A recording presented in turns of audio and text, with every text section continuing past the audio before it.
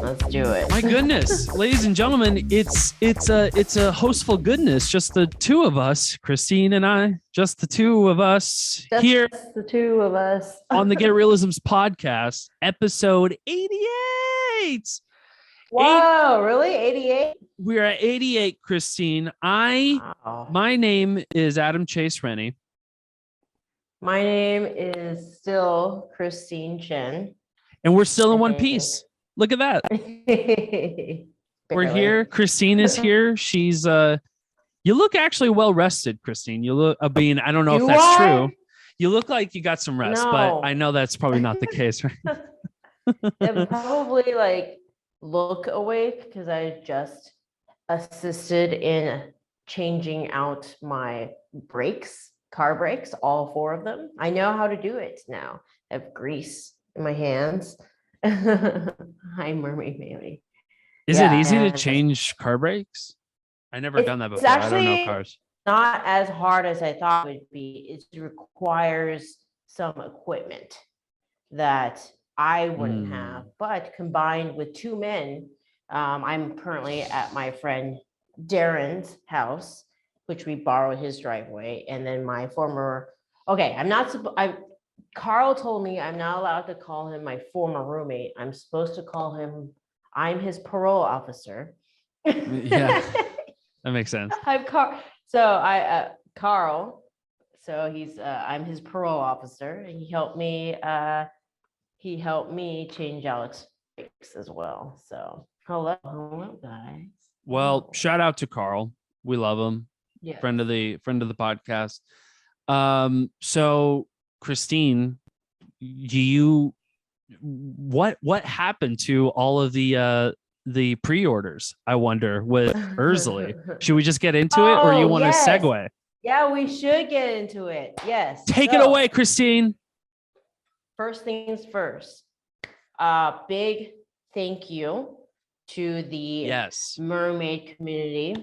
Huge. Oh my gosh, the last episode, the most engagement in an episode ever for Get Reelisms. Thank you so much, mermaid community. You're really you're awesome people. We love you. Yeah, you guys killed it, and we reached our 250 goal for Apple iTunes pre-sales, which is very exciting for us. Yes, everybody. So hopefully what that means is that the moment it launches, we're going to be on their splash page, on their featured page. I wish it was they say 250 is the minimum, and then they go 250 plus. So I don't know what that means. It's all smears, it feels like. Well, so let's go to the moon with this, everybody. Yeah. Let's keep jacking those pre-orders. Let's keep doing those pre-orders. We're still not done. We want to be the front splash page. We want to be front. Yeah. Yeah. And the good thing is Gravitas just dropped they're doing a flash sale as well to make it so that's obvious, so that we can encourage people. So it's now half off. So it's $6.99. Today is literally the last day.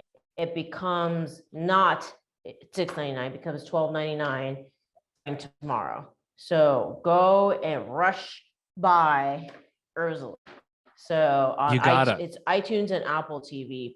It's also currently on Amazon as well. Amazon, it's $19.99 actually. Yeah. So it's cheaper on iTunes, and it's also still now as well. I've bought my movie on Amazon and on Apple TV and iTunes. Yeah. No, there's no shame. I mean, I bought it too, we're all in this. All my movie tickets to my movies multiple times. Through all the events, really? Mm-hmm. Fucking A. That's the way that the venues are able to make money. So yeah, I've paid for my ticket to the Limley 3 times plus all the other actors' tickets as well. Yeah. Okay, well the screenings, I guess I can understand. I'm thinking of the events. It's just you were Oh, you the were events. Yeah, no, yeah. Okay. Sorry, the ones that I hosted, those are different. Yeah. Yeah. No, I'm No, I talking mean, about I like know. Yeah, I know a lot of people who pay money to see their own movie. I mean, there's something beautiful, but also like jarring about that. Yeah, You know, funny. but also like I Yeah. would love to just participate just to see audience reaction just to every single beat in the film. Yeah, You know, so that's great. Yeah. I bet But you're yeah, stoked. so we man. reached it. I'm stoked. I'm happy that like when we reached 250, I was like, okay, thank God. I know have had to bother multiple people messaging them, be like, please buy the film. Right. It's so tiring to do that, but I'm glad that it all worked and that like the mermaid, all the people we've met, the merfolk community and stuff have all kind of gathered together and made this huge big push. Yesterday, I don't know if you saw, but Merman Tempest, I shared it on all my stories and stuff, but Merman Andy and Tempest both did this really funny IG reel that's like, girl, have you heard of Erzulie? Oh, yeah. Yeah, it's awesome. So if you guys should go check out Merman Andy's IG, you can watch it. It's hilarious. But it's on the Erzulie Instagram, right? Or it's on the story. Their Instagram, and then I reshared it. Yeah. But yeah, I reshared it to my story. You reshared it. That's what I mean. Yeah. Yeah. But they're pushing the June 14th watch party. So that's where we're trying to encourage everybody to host their own parties. Hashtag Erzulie Watch Party on June 14th, which is the day it drops on all platforms, all streaming platforms. So it's I know you can do it on Amazon right now, but like I guess there's Vudu and some other stuff. So yeah, it's pretty exciting. I'm so stoked, dude. Yeah. I was gonna ask you, is it like how are you dealing with all this in the aftermath of, I mean, you're still doing these events, it's still going and strong. Yeah. By the way, everybody get your tickets right now, erzulifilm.com, get your tickets now. But how is it that you are 2 days away, essentially 48 hours away from your film? Just it's now for it's not your film anymore, Christine. It's now everybody's film. Yeah, it's no longer, it's the people's film. Yeah. Movies for the people. That's right. It's a relief, honestly. I'm tired. Yeah. Quite frankly. And I don't know how much more I have left to give without taking a very long break.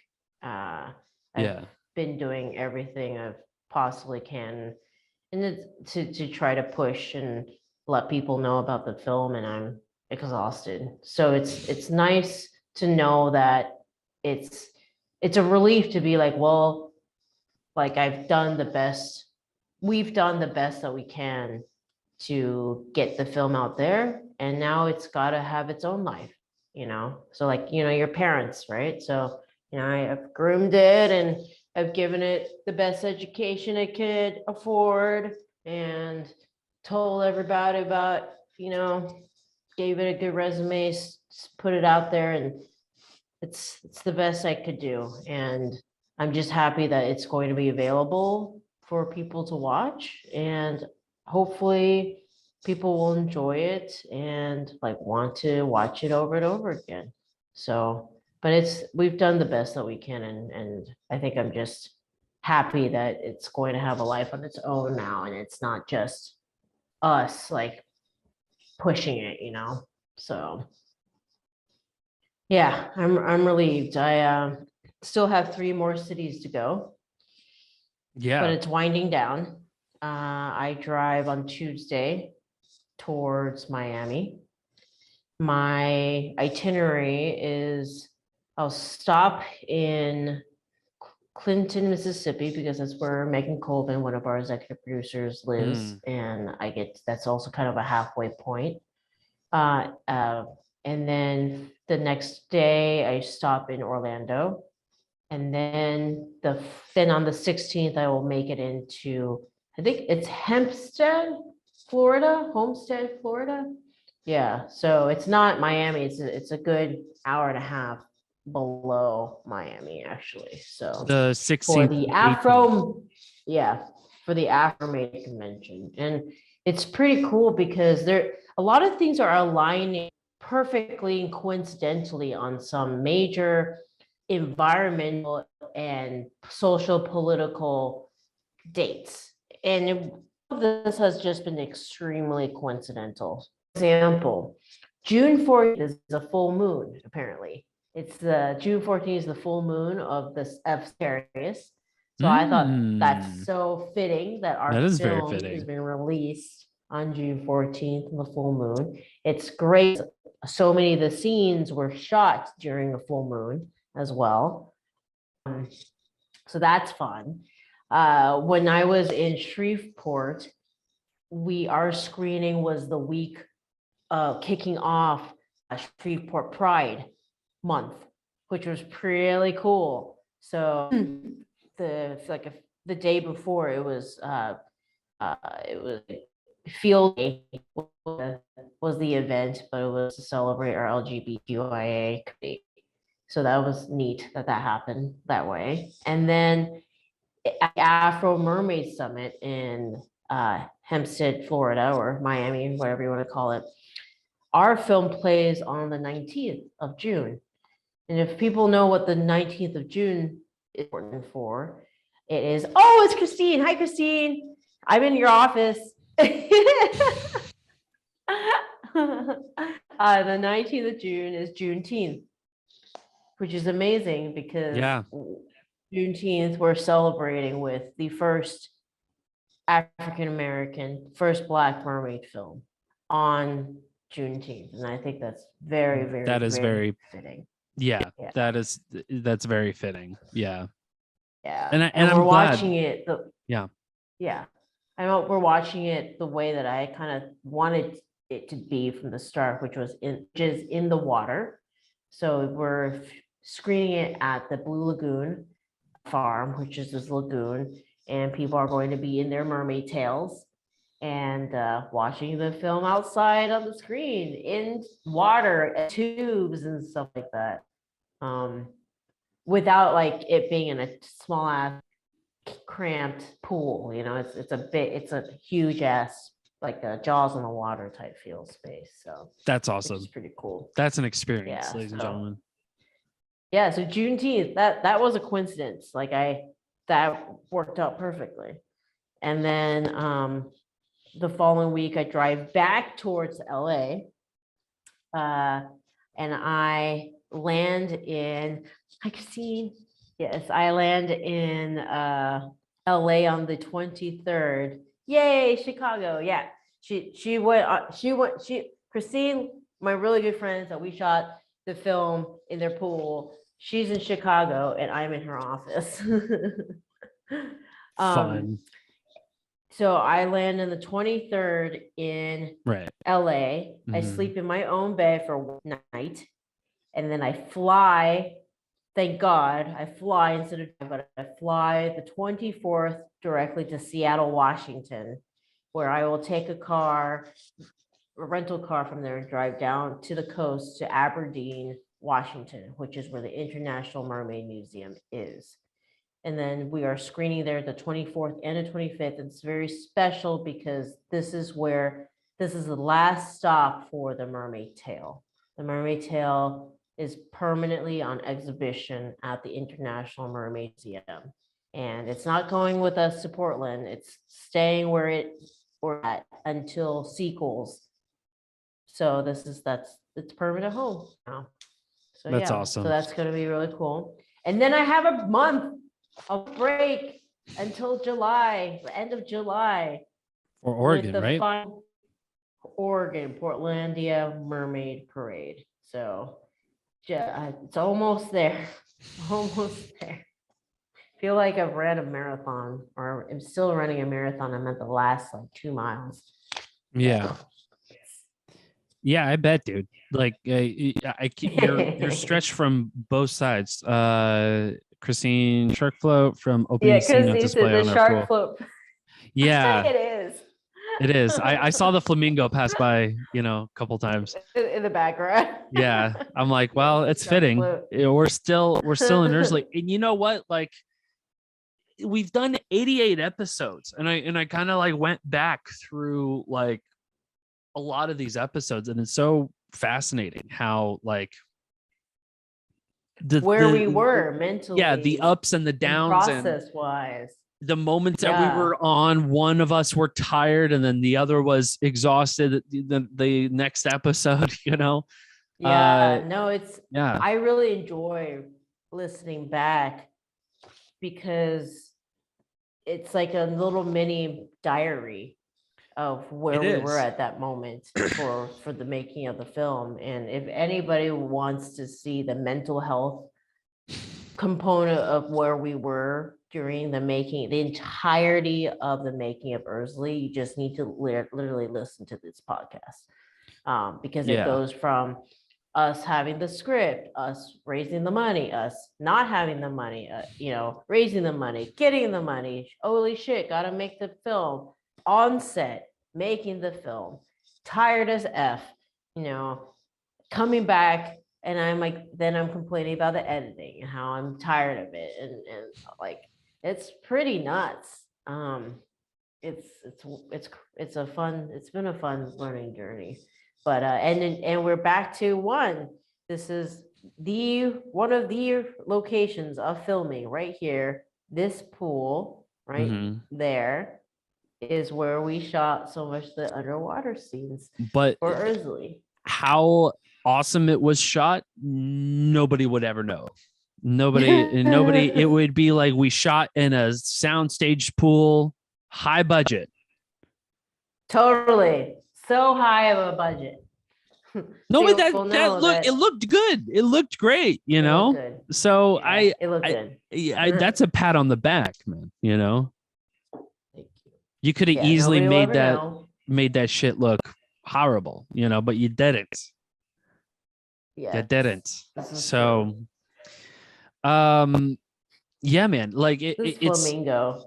I know it's so funny. Like every time you talk, I just see it go back and forth, like in the back and forth. It's just like it's got like a creeper in the background. I wish that was like your studio, so you can just have everything floaties, just like every single floaty in the film, just going back and forth. Back and forth. Oh yeah. It would make for very funny, hilarious. In the next one, it'll be like a floaty, like it's on there. Yeah, star. Yeah, exactly. See, we're already thinking ahead.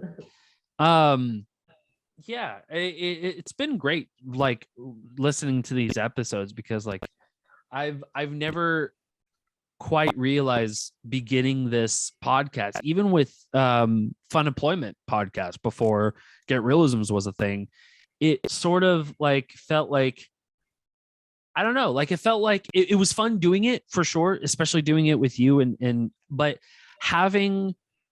doing this podcast with Erzulie like front and center, and doing this podcast just for us to just like hang out and talk about, and just basically document everything, has been a fucking trip, man. It's been really fucking cool hearing and seeing all of this stuff, even my stupid ramblings of nothing, like it still plays into, our moments in history of making Erzulie and stuff like making that, up. And the thing is, like, right now we're in the moment when we've made yet another film after Erzulie.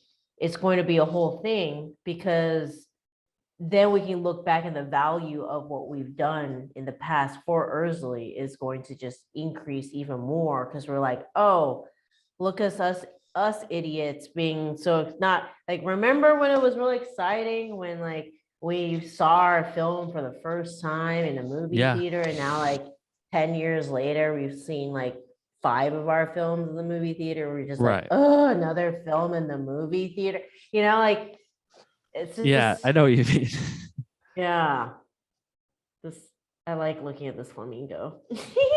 Yeah, no, I love it too. It's really cute. So yeah, no, I think that's the fun part is that I've enjoyed going back and listening, being like, oh, I was on that set, and oh, I'm calling in from Virginia, and calling in from a dorm room. Yeah, it's been fun going back and seeing where I was is in such a short period of time, and then with Erzulie and seeing like I was on set and I was clearly still like in the middle of like editing Erzulie still, but like I was doing a podcast from a different location. Like this is very nostalgic, that's for sure. So it's even more exciting to know, like, because we don't know what's going to happen. Like June 14th, who knows? The hope is that all of this momentum that we've been trying to correct and continue from our events, from all the freaking social posts I've had to make, will be enough to tip over. They call it the tipping point, when something has reached critical mass. Mm-hmm. And it allows the momentum is able to continue to move without you anymore. And that is what we are hopeful for. But that really relies on everybody else to love the film enough to want to push it, or to love us enough to want to push it, Right. So, and that's go ahead. I'm so sorry. Go ahead. No. I said we'll see. It's scary, and the world is our oyster. Hello, Glitterito. Albert. He's the one that created this awesome fan that's in the prop box right now. But it opens and says Erzulie on it. It makes me very happy. Fuck yeah. That's awesome. Yes, it's awesome. So hello. Yeah, they drove all the way from San Diego to Albany. Yeah. Wow. It was very, very special. Full on, like, coolest costumes ever. I can't wait to see what your watch parties are going to be like. I know Andy and Tempest are coming up with something crazy. Hello. I want to know what you guys are coming up with. I just want to see. You guys really know how to dress up. So yeah, June 14th. Take lots of photos. Hashtag Erzulie watch party. We want to see it. We want to know that, like, this film is going to live beyond us. Yeah, that's my biggest. And it will stand against the test of time forever. Test of time. Oh, how dramatic is that? I love it. That's what we're about, baby. Yes. Let's go. Yes. Stand the test of time. Yeah. And I think it will, because like you said earlier in the episode, like, it's already making history just on the front of having an African-American mermaid on screen, which is, which in of itself doesn't necessarily meet, like, that's what you originally strive for, because what you ultimately strive for is, as a filmmaker, is for a good story and what to tell a good story through. And it was none better than Erzulie herself and Layla playing Erzulie. It just kind of like, it's like I know you're not a comic book fan, but it's like the Justice League forming together for the first time, and the powers aligned in terms of, like, collaborations between Kelly and Roxy and cast, and even lighting and electric, like all of that. It's like the meeting of the minds just collaborated together, and we formed a product that was so special only for us and for you, Christine, that everybody else can now be invited to enjoy as well. And that's fucking Captain awesome. Planet. Our powers combined. Exactly. I'm Captain Planet is too old for me, so I don't know Captain. Ow. Yeah. I'm there now, huh? I'm joking, Christine. I'm joking. These are all jokes. Dude, I watch He-Man. I watch reruns of He-Man. I love that shit. But yeah, I don't know, man. Like, I think it's something to be proud of, but also to like, I don't know, to just like kind of like have this like memory forever ingrained. And also too, we're the only ones who know what took place behind the scenes, you know? And that was half the fun, or probably just as fun, just with the story itself too, of how fun the story is and how communicative you would want to experience this film with. Like, you want to watch this film with other people. It's a party. It kind of felt the same way. Granted, there were days we were stressed, and there was, you know, days where we were kind of like stressed out beyond belief, but we still knew how to party at the end of the day and still have fun, you know? I think that was the nicest thing, was that, like, despite how stressed out any of us would be, at the end, we were still happy to hang out with each other. That doesn't happen all the time on most sets. Most of the times it's like, let me get away from these people as fast as I possibly can. I'll talk to you at the rap party. Like, don't talk to me right now.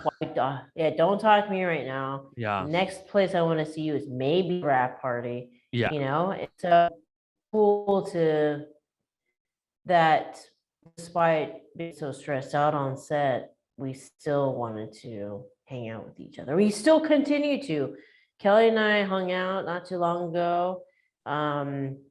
Camille and I hang out all the time. And I mean, we saw each other at the events, you know, and I still work with Kelly. We do art together. So, you know, she's like my older sister. It feels like I always see her, you know, I'll always see her no matter what, you know? Right. Yeah.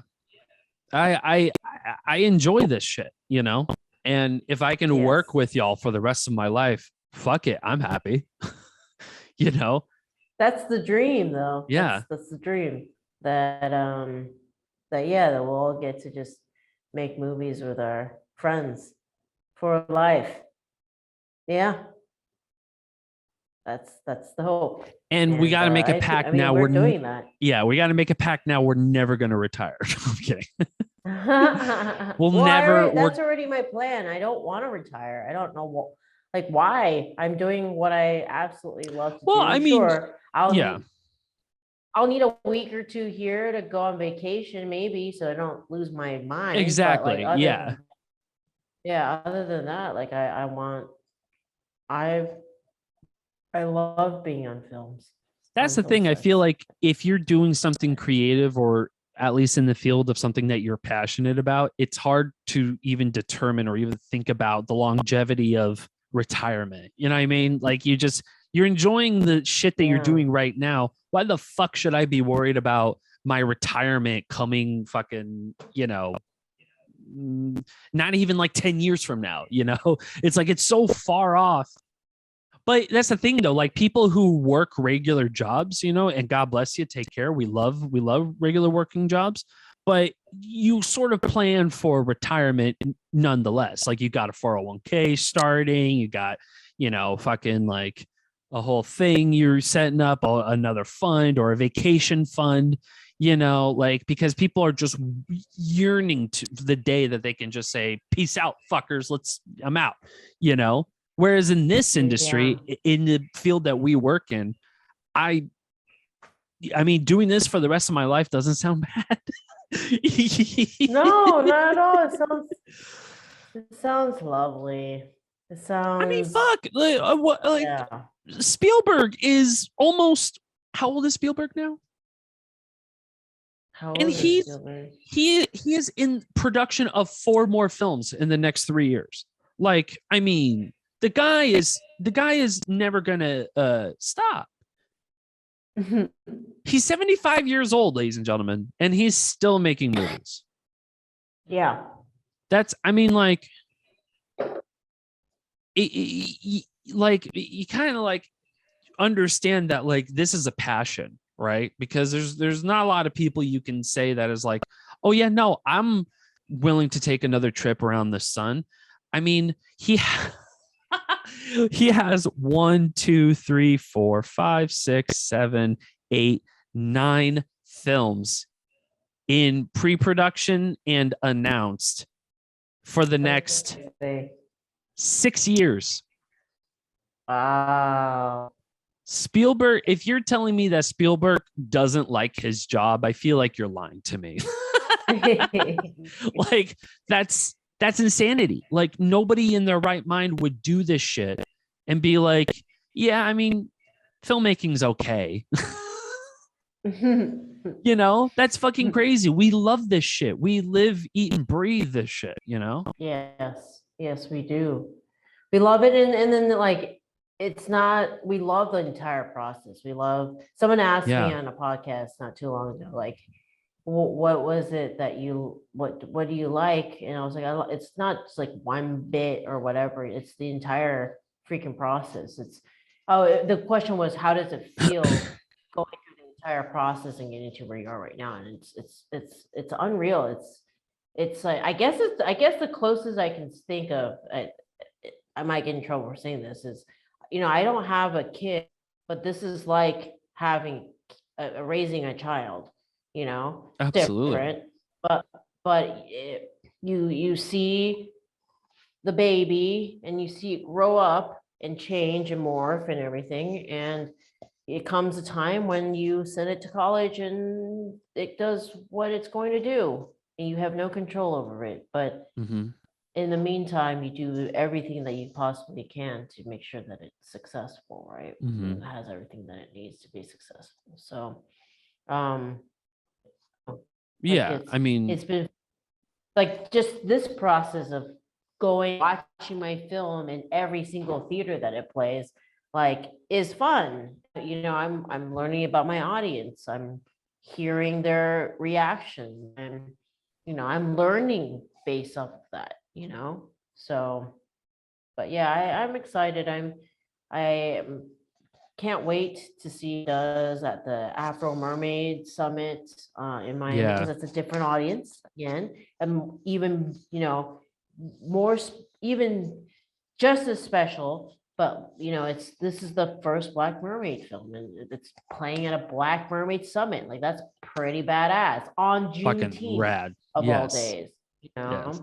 So I just hope that we honored the community, and so many people who have watched it, that's been their biggest takeaway. It's been like, hey, you not only did service to the merfolk community, but the other big thing is that, like, you treated a lot of these cultures with respect, and that's what we wanted to do. Like in Shreveport, when Mama B, the voodoo priestess, cried and told us that it was such a beautiful representation of her culture and that she wished there was more stuff like that.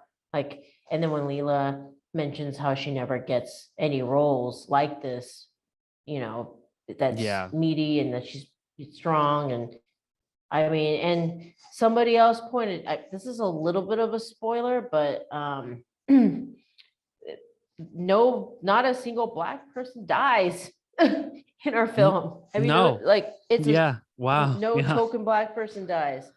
Like, that's not common. You didn't fall into the typical horror film tropes. Yeah, and our three leads we have four like major roles are all Black awesome actors. The scene that I think gets people a lot is when the three generations are together. That's really pretty to see on screen, I think. But I hope, I cannot wait to see how each screening is different. Austin, it was our friends, right? People who've been with us in the industry and knew us. So it was a different Louisiana kind of feeling too, I bet. Louisiana was the same. Yeah. New Orleans was the first time where we're starting to like stray from that and get other people and stuff. Sacramento was our absolute biggest test. We knew nobody there, and it was a community that we were making the film for, and it could have been awful, but it was great. And thank you so much, Krisha. And the community loved it and fell in love with it. And we came out it went starting from like this could be extremely disastrous and everything was falling apart to like this was one of the best weekends we've had, because the community embraced us. And then now I'm going to yet another merfolk community, but Black Mermaid, Afro Mermaid Summit, which is even bigger in its meaning because of what it means for cinema and the fact that there are not roles like that they're few and far between. And this is literally the first Black Mermaid film, like intentional to be a Black mermaid, not because we recasted somebody that happens to be Black or the Little Mermaid is what it was. Yeah, like this was written with the intention that we wanted a Black mermaid. It would not have worked without a Black mermaid. Right. And so I'm just excited to see what the folks at Afro Mermaid Summit think after they watch. And I think people even too who are quote unquote cinemaphiles would also appreciate this film because it feels like and I've only seen this film a couple of times. I've seen the rough and I saw the very final, which is my favorite cut of all. So I'm glad. Thank God. Well, because I told you, even at the event, the sound is just fucking awesome. Like once you guys hear this shit, it's just like the soundtrack's phenomenal. The sound effects too, with everything between the fight scenes to just ambiance too, just like hearing that subtle cricket noise that doesn't overpower the fucking dialogue and shit like that. It's nice. So people who are going to be, I hate to say it, judgmental of films, which, you shouldn't be in the first place, but, we all judge films, from time to time. And I feel like even big cinemaphiles would appreciate this film just on the justification that every single scene in every piece of prop and everything that goes into the film not only plays, but has a part in the film. So nothing's ever unplayed. There's always a purpose with every single scene and every single piece. Not to belittle other filmmakers who don't do that, but there are filmmakers who don't do that. They have justifiably scenes that are just filler. It's just exposition. Very gratuitous. Every single thing made it into this. It's so tight. On screen. It's everything plays. Everything. I don't know if I told you, I told Kelly, but the production designers, art department from a film that I worked on in LA called Shaky Shivers came to support and watch, and they could not speak highly enough. They were freaking out about the art. I wish Reese was here. I wish Kelly and Reese were here. Everything was amazing. Every frame, we were like, look at that. I felt from another art department to your art department, that's probably the best compliment that you probably could get. Oh yeah. They kept asking, can we work with them? Are they in LA? What? They were floored by what you guys did. They were like, Kelly, Reese, I'm sending this episode to you. God damn it. This is your time to shine, everybody. I'm taking that too, man. That's awesome. That's fucking rad. Yeah. That's how big, and I was like, it's like for the most part, it was a 3 per team for art. Sometimes, would you count? Hannah was in the shadows, so like maybe 4, but it was you, Kelly. Oh, sorry, 4 if we count Camille. She would here and there dabble around. Right. Yeah. So 4. Yeah. So that's 4, I think. It was me, Reese. Yeah. So, and it was the greatest fucking time, like especially helping out Reese, just the little that I could put in and stuff, and set up like the pool and whatnot, like all that stuff is just like it's all it's all great. And it's like, you can just sort of like express that little bit of creativity control that you can put into the film. And I like, that's fucking awesome. And Reese with his fucking insanely awesome, beautiful signs and shit like that. And he can write in cursive just beautifully. I mean, it's just like, come on. And Hannah too. Yeah. Like, it's been fun showing the props. I bring the props with me on the tour. Part of the reason why I can't fly, because I have all this stuff I have to bring. But when people see it, they get very excited and they see the tail and they want to touch it. And then they see like, oh, wow, the scroll. Everybody wants the scroll. Everybody's like, the scroll is so beautiful. And I can't think of a proper goodbye for a very special piece of history in Erzulie than the tail be inducted into a mermaid museum. Like, how fucking rad is that, dude? That's like, pretty cool. how fucking awesome. If you think that the film isn't going to be cemented in history, well, you're going to have a whole fucking tail cemented into history. Like, that's just like, I don't know. Like, that should be something to be like, oh yeah, do y'all got something in the museums? No, I have something in the museums. Yeah. No, it's pretty cool. It's pretty cool. I'm very proud of what we've been able to accomplish. And I think especially when people are talking to us, they become even more amazed when they realize what we had to work with and the limitations that we had.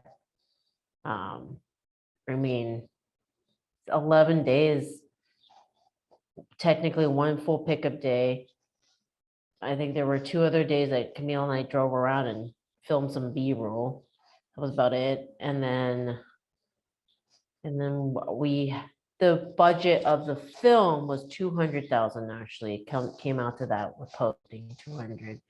And then the 20,000 that was over went directly to all this marketing that we've been doing, basically.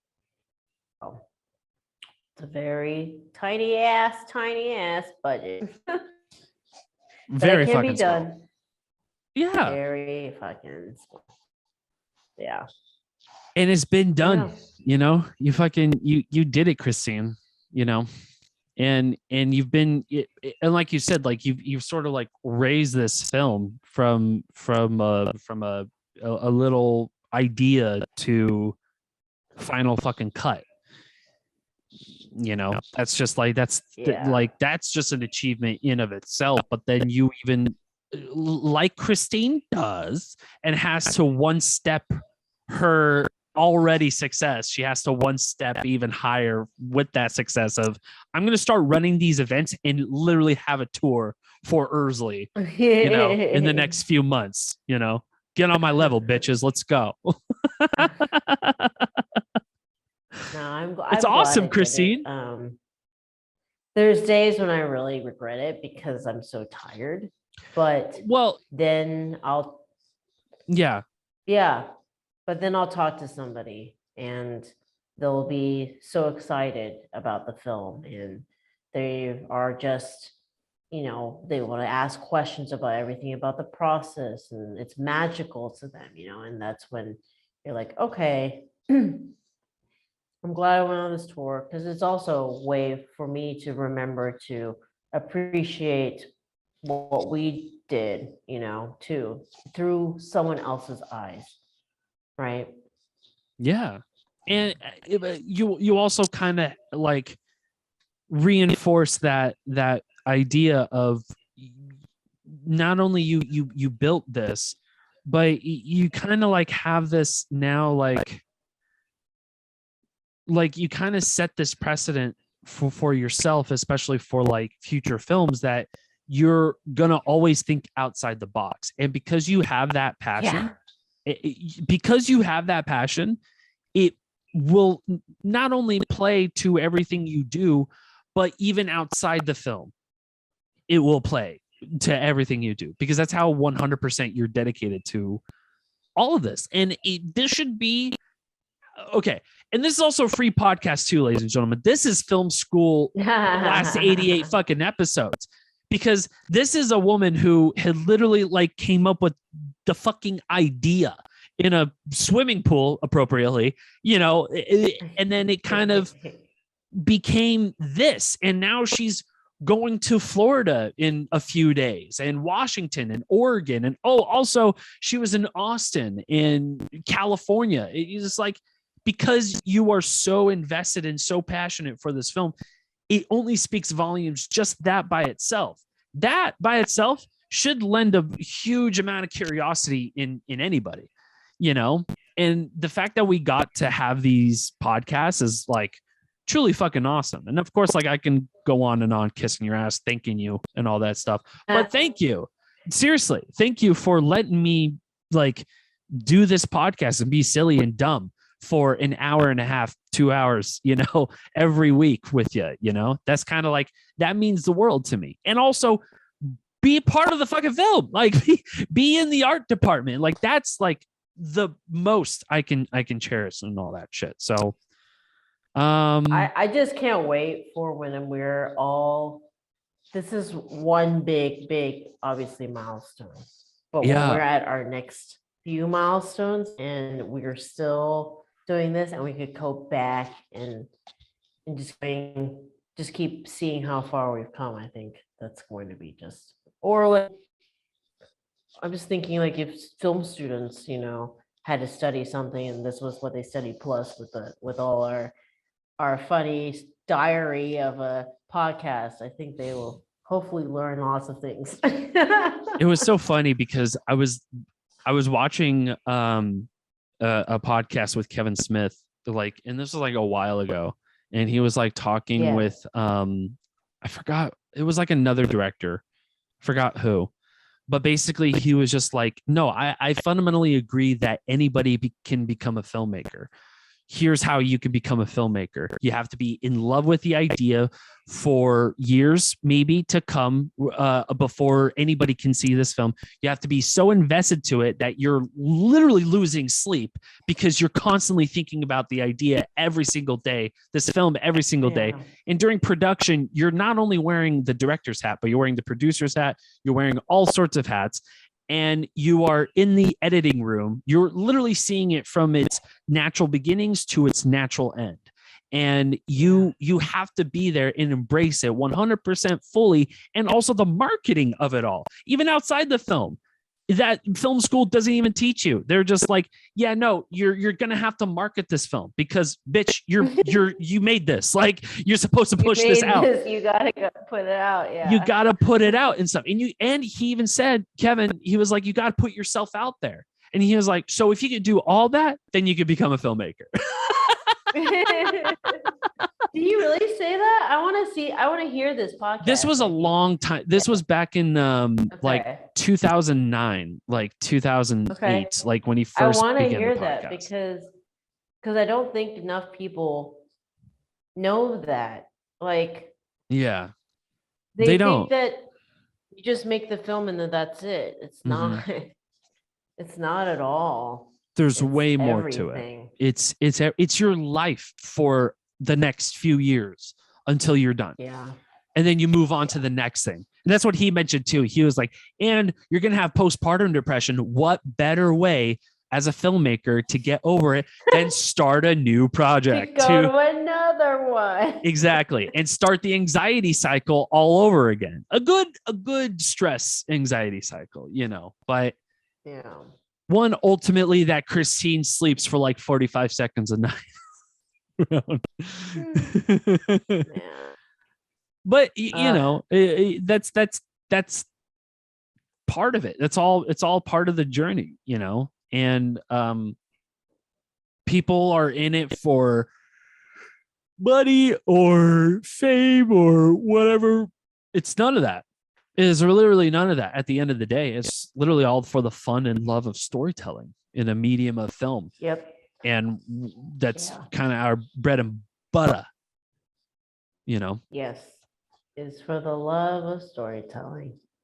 Yeah, man. Yeah. So, I'm not gonna lie. I'm running out of gas. Okay. But we've done this for 52 minutes, so we can. Does anybody have like questions? I think or do you think we want to end this then? Yeah. Unless somebody pops up with a question or something. Yeah, I'm just refreshing the page. No comments, but a bunch of people reached and engaged. I don't know what is up with you, Facebook, and not wanting to ask questions, but how dare you? I mean, for God's sakes, please ask us a question. Drop a comment if you can. And like the stream, please. Yeah. So this is a Get Reelisms podcast. So we're still the Get Reelisms website, get your book today. We didn't forget where our roots is, and get the t-shirt. Get Reelisms. Yes. I mean, what are you doing, you guys? Like, we've been doing episodes of this, and you guys are killing us and not getting these books. Get your books today. And I don't know if I kept forgetting to mention this even when Kelly was on the podcast, but like I wanted to mention that, like, are y'all still shipping it in those like adorable pink packages too? Yeah. See, like that's fucking awesome. Get your fucking pink package of goodness, of film goodness, ladies and gentlemen. Like, what are you doing with your lives? So getreelisms.com, ErzuliFilm.com for all of your special events and screening needs. The 16th to the 18th, Afro Mermaids in Florida, Miami, Washington, June 24th to the 25th. The International Mermaid Museum and the induction of Erzulie's Tale in Aberdeen, Washington. Okay. And then if you can't make that and you're in the Portland area, you're going to get some special screenings at the end of July, 29th and 30th. I mean, what more can you ask from Christine and Moth to Flame Films? What do you need? And then also pre-order Erzulie, please. We love you. Yes. We love you. Do your watch party. 14. Do your watch parties. Please send it hashtag Erzulie Film Watch Party. And it's hashtag Erzulie Watch Party. Oh, just okay. No, sorry. You are fine. So yes, too long. You know me. Anyways, June 14th is the release. Please share it with all your friends. Come on. I mean, let's get it to the front page. Let's beat Morbius. Yes. Please. Yes. Yeah, man. That's it. I got a 10-1, horribly bad. Go to 10-1. Yeah, yes. We're gonna do that, ladies and gentlemen. All right, that's it. We're out of here. Facebook and Instagram. Thank you so much. We'll catch you on the flip side, hopefully next week. We're not sure. We still are working in the industry, ladies and gentlemen. So anything can happen. Yeah. I could get a job. Chrissy could get a job. And then we're like, fuck, we can't this week. Fuck. But we're going to do our best always, no matter what, to deliver you the goods from the woods with this free podcast called the Get Reelisms Podcast. Thank you so much, ladies and gentlemen, for participating. We love you. Instagram, we love you. Facebook, we love you as well. Thank you so much, everybody. Thank you. Bye. Thank you.